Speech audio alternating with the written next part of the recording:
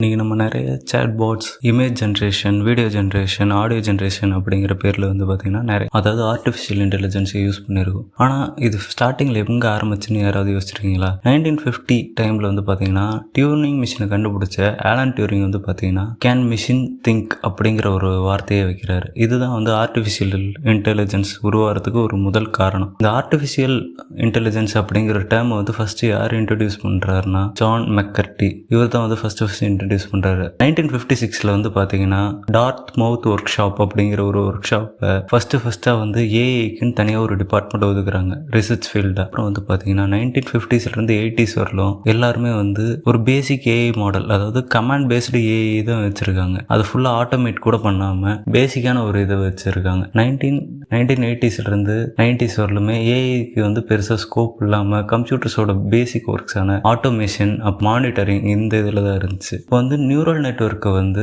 1943 பார்த்தீங்கன்னா வாரன் மெக்லாரன்ஸ் அப்புறம் Walter bit இவங்க 2 பேரும் நியூரல் நெட்வொர்க் வந்து கண்டுபிடிக்கிறாங்க. இதுதான் பேஸ் ஆஃப் வந்து ஆர்டிஃபிஷியல் இன்டெலிஜென்ஸோட இது. 1958 பார்த்தீங்கன்னா ஃப்ராங்க் ரோஸ் பால்ட் அப்படிங்கிறவர் இதுக்கான ஒரு மேத்தமெட்டிக்கல் டேமை நியூரல் நெட்வொர்க்கை ஒரு பேசிக் ரீலேர்னிங்க்கு யூஸ் பண்ணுறாரு. 2012 பார்த்தீங்கன்னா ஜெஃப்ரி ஹின்டன் அப்படிங்கிறவர் ஜிபி யூஸ் பண்ணி நம்மளால நியூரல் நெட்வொர்க்கை வந்து யூஸ் பண்ண முடியும் அப்படிங்கிறத கண்டுபிடிச்சு 2012 ஜிபியு பேஸ் பண்ண கால்குலேஷன்ஸ் வந்து ஏஐல டீப் லேர்ன் பண்ண ஆரம்பிக்கிறாங்க. அதுக்கப்புறம் தான் வந்து பார்த்தீங்கன்னா நிறைய கம்பெனிஸ் வந்து நியூரல் நெட்வொர்க்ஸை வந்து ஜிபியூவில் யூஸ் பண்ணுறாங்க. ஏன் ஜிபியூவில் யூஸ் பண்ணுறாங்கன்னு கேட்டிங்கன்னா சிபியூஸ்லேயே வந்து பார்த்தீங்கன்னா ஹை ஸ்பீடான ஒரு இதை கொடுக்க முடியும். ஆனால் ஜிபியூஸால் அட் அ டைமில் வந்து பார்த்தீங்கன்னா ஒரு 10,000 ப்ராசஸ் ஈஸியாக பண்ணி அதை ஆக்சஸ் பண்ண முடியும். அதனால தான் வந்து ஜிபியூஸில் யூஸ் பண்ணுறாங்க. அதே மாதிரி டென்சார் கோர் வந்து பார்த்தீங்கன்னா ஜிபியூஸில் ஜாஸ்தியாக இருக்கும். இப்படி தான் வந்து பார்த்தீங்கன்னா ஏஐ வந்து பூம் ஆச்சு.